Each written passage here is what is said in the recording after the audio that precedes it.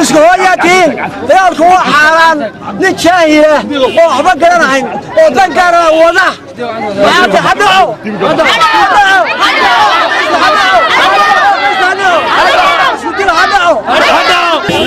dhammaantiin aad iyo aad baad mahadsantihiin waxaan maanta doonayaa inaan u mahadceliyo in Allaah iyo in adduunyada intii nabadda soo qaban qaabisay nabadda jecel waxaad ogtihiin walaalayaal nabad baynu u baahannahay haddaanaan nabad helin intaasoo qof maanta buuhoodna ma wada joogayso haddaynaan nabad helin nolol ma jirayo nabad doonayno inayna colaad rabin cidna ayna isku handiri karin meeshana waxa weeye waa dad walaalaa oo ehela oo shaydaan ka dhex adeegay maqaadiri ka socotay waxa weeye ma xasuuqa dhici maayo dib la isugu dili maayo dad walaalaa weeye ehela waxa weeye Allahu akbar Allahu akbar hadana waa fasaxantii walaalay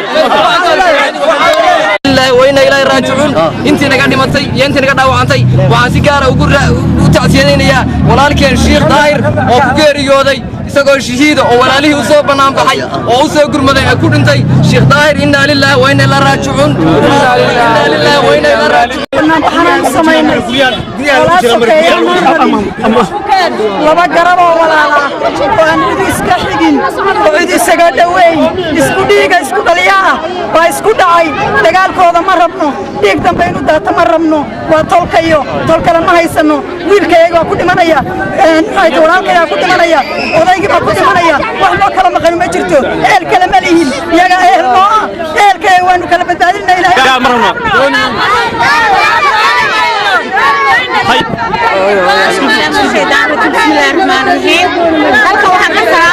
Soomaaliyeed meel kasta ay joogto waxaan Ilaahay weydiisanaynaa Ilaahay inuu naga dulqaado colaadda iyo cabsida meel kasta oo dalka Soomaaliya ka mid ah xaafadda magaalada Buuhoodle oo dadka iyaga kaamil ah ay ku dhan yihiin reerka iyaga oo dhan Axmed Garaad oo dhan ba maanta haysta Allah casaa wajalla waxaan u weydiinaynaa nabadgelyo saalixa wixii cadow ah ee nagu dhex jira ee doonaya faraaq ayagana Ilaahay inuu naga dhex saarayaan weydiisanaynaa